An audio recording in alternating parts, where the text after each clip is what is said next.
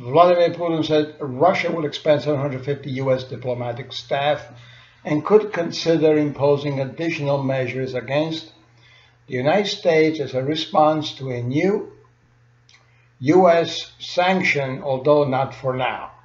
Moscow ordered the United States on Friday to cut hundreds of diplomatic staff and said it would seize 2 U.S. diplomatic properties after the U.S. House of Representatives and the Senate approved new sanctions on Russia. Putin said in an interview with Vesti TV released on Sunday that 755 U.S. diplomatic and technical staff would have to leave Russia by September 1st. Because more than 1,000 workers, diplomats, and support staff were working and are still working in Russia, 750 must stop their activity in the Russian Federation, he said. New U.S. sanctions were in part a response to conclusions by U.S. intelligence agencies that Russia meddled in the 2016 U.S. presidential election, and to further punish Russia for its annexation of Crimea in 2014. Moscow said on Friday that the United States had until September 1st to reduce its diplomatic staff in Russia to 455, matching the number of Russian diplomats left in the United States after Washington expelled 35 Russians in December.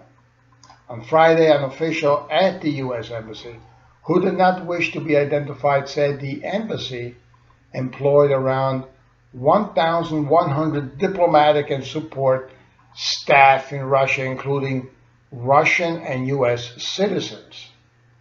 Putin said that Russia could take more measures against the United States, but not at the moment.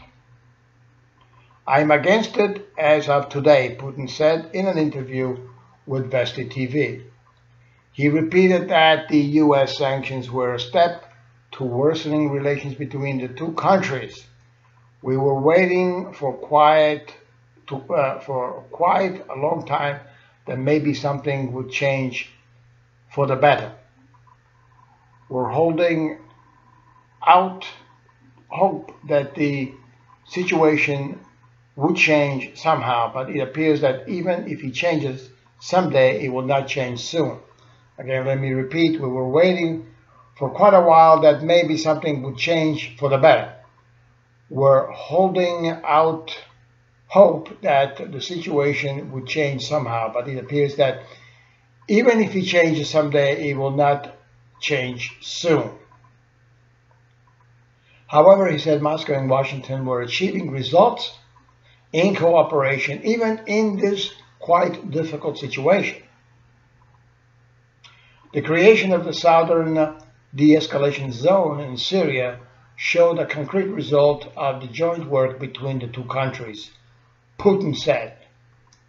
So here we have the drama continues, and I thought communism was over. For people to think of Russia as like the enemy in the same way as the Soviet Union was portrayed, I think is ridiculous. I think it's just another country.